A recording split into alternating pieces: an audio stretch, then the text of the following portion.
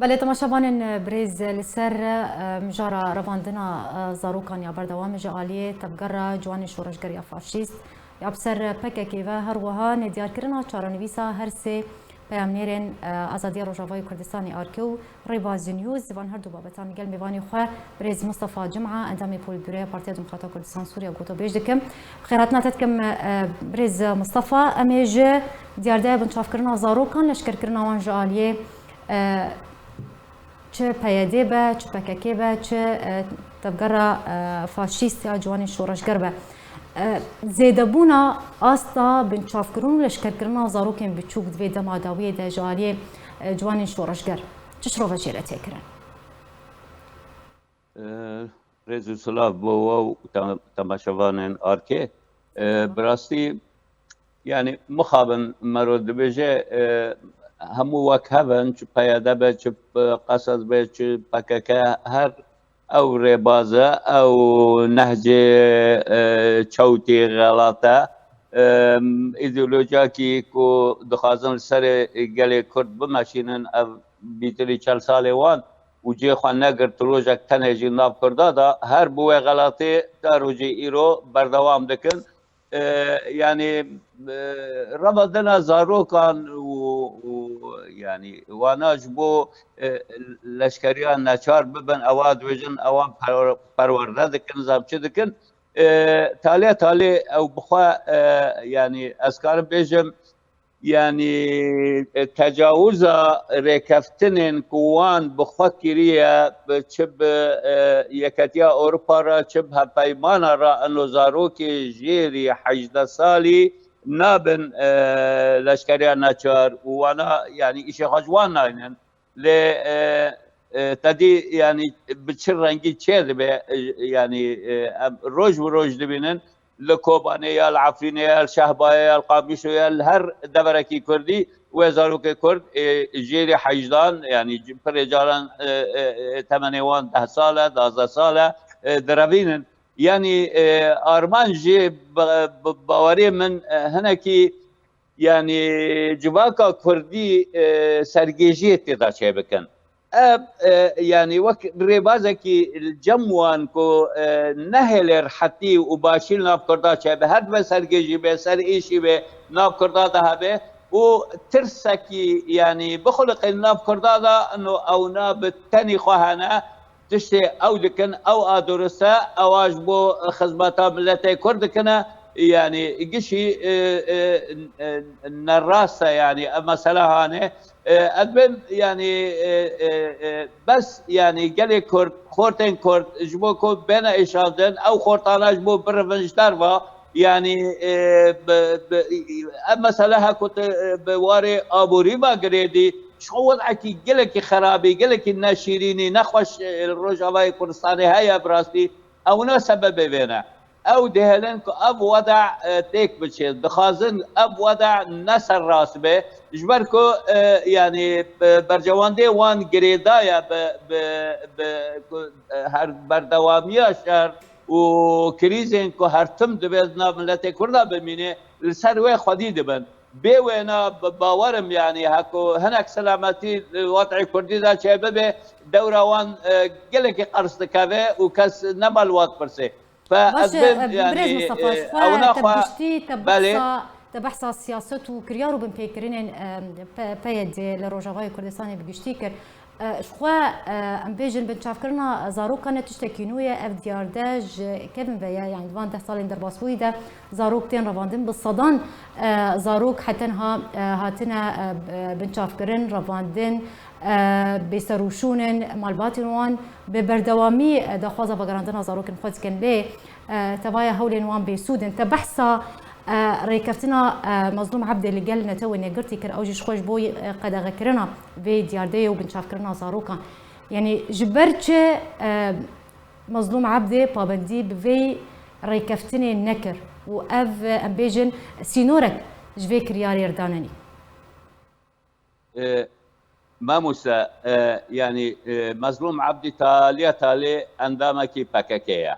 مظلوم عبدي از دیساجی مگلک جارا گوته بلکه ای توری باش دنا وادا او بله بریار ندستی وناده تشتي شاذ بن بباوري من جوان شورش غير يعني بريار خو نجم برز مظلوم عبيد بن نجم كسكي ديد بن بريار واج قنديله بريار واج فككيه فككه جزءكي يعني ناس كريا ايرو بخدمتها يعني وبروجين استخبارات هريما نافين قالك دولت جزءك جوية خدمتها هناك اجندات با دولتات وقت يعني كو قناعات الجمع هبه براسي معناها خاطشتكي جبو قال كرد ناخذ بك وناكجي يعني مظلوم عبد الرازي لسر في سياسته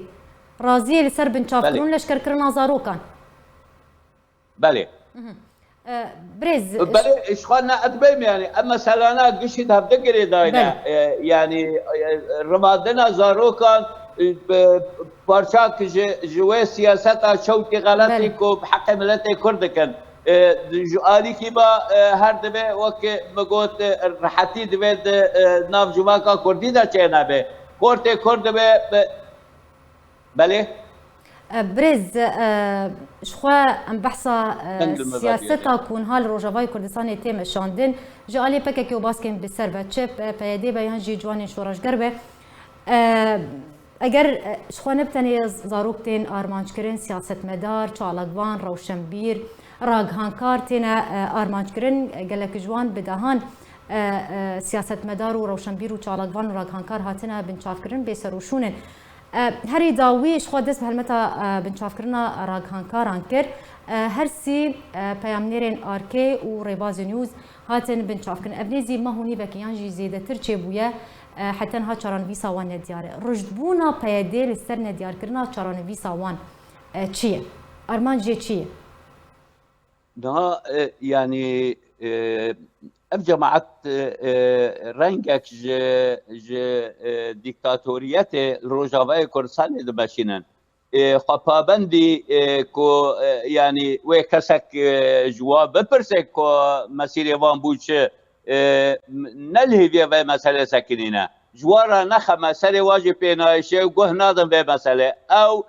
كرياري خوان دخازم بسري بكن اكو دكافي خدمتا وان وياكو دبينن اف راجيان كارين كرد ايكو تشي اركيبن حتى الروداوي و يعني اوفيسا روداوي جيرتن ادبم يعني تشيك كاسيت واري راجيان دي شغله وتشكي بني بسيا بيجي اونا ببين اول مصلحه وان نقور برجان ديوايا حق ددن خاكوينا بقرن ويبيشينن برجاران بلكي وي ونداجي بكن ابا يعني نما قلت ابا تشتكي قريدايا بوين ريبازا غلط يا كوتيدا كاردكن رنگك الدكتاتوريات وك رجيم بشار الاسد وك قالك درينكو دكتاتوريات اللي تم شاندن اف يعني رنگ جكار تي اباكرن اف رنگ جكار تي يعني جي خل سن عرده دقريج بولو ادبم يعني ابانا نبهي بيا كو كسك جما بيجي ون دكتاتورن يا ون شما وواد كناش بر اف رنگ واي حقيقي ابا فالهيبيا تشتكي نامن جوكو ام بيجن يعني السر او ناجم خضر سر خنا حسبين تشقوتي نقوتي سروانات شكي يعني الجموان جي دربس منه اساسا يعني نتشكي وقاص البروانا يعني وكو اولي بينن نتشكي زيدا كوبي بين عيشاندر فادبم يعني اب مخابن يعني انه سوجي ما قشان هبو اي بارتين كردي هبو كو ما نكاريبو رنگك ج كاركي سياسي خوشتر برین ها کو آوا کرد باش بو کو يعني هناك ريل پیش واجد يعني بيوستا شو وركرن جبوي دانينا سينوركي جوان جوي سياستير جوان كرياران ره وكو تبجا ارمان جاوي ولا كرنا دبرين كرديش خلكن وي رسنه بله ما يعني وقت كو هر كريارك چبو ما بس هما داخيانك درخسته هکو خرابی چه بود روز آوا خلک به کوشبر کردن خورت کردان برن لشکریان نچار پارتین ما انجمن نشوانی کردی برنگه کی کو یعنی تاثیر اول هندر ميدان سياسي كردي بأواكرن نبو وقت نبو او نبيتر خسر بس بين ريما بيتر بين ما شافدن فبقناعتي من governance سياسي هناك زلالتري كو ام بس داخلناك درخينن دوی رنگك شکار به آوا کردن روز آوا کو هناکی سینور پیشوان بداین کو بکیمانی هما هر کریارن خراب که حق جواکا کردی تکرن بلکی به سکناندن یعنی ما الخواد در باز کری ما زمان الخواد در باز کری ما یعنی تشتی برود بجه هناکی گرک سر هاتوا آوا کردنش برینا ایجا آن هات وی لحظه دا یعنی یک بیجه کاچه امه بکن جبوکو ام کاربون وان هنکی بسکنینن مؤکد یعنی تشکی زیدن نه آنات نکاری بکی غیری کت دنگ قابلت بکی غیری کت پیواندی یعنی ری خستن و گلک داوی بسیارش تبکم یعنی چارن ویسا پکه که و باز کم به سروت پیش روژه ده چیه؟ تو چی پیش بینید که؟ ادبیم اف غلطی کد کن و تشتی کو کرن حتی روز ایرو اف رنگ و بردوام بکه امکانیا کو تفاهم که سیاسی نبین انجمن نشوانی کردی وادا و نهلم بسری ببه دورة امريكان هنكي ضعيفه جواري دا بشكل مشغول بقد يا اوكرانيا ودريدي يا ما نا سركايا البيشوالاك وكاربن وقت بريسا كي سروا داينن فبككا وقفاتك بككا يعني دسي هر دو مستقبل ده پیش روزی ده د پیش روزی ده چارانی ویسا پککی پیاده جوان شورشگر چیه؟ تو چی پیش بینید که؟ تو چی توقعت که؟ بيجم ولد مني يعني اجبوك ام سرقه باشكا مثلا نكن ولو بمناج بر يعني ديناميكيه الجموانا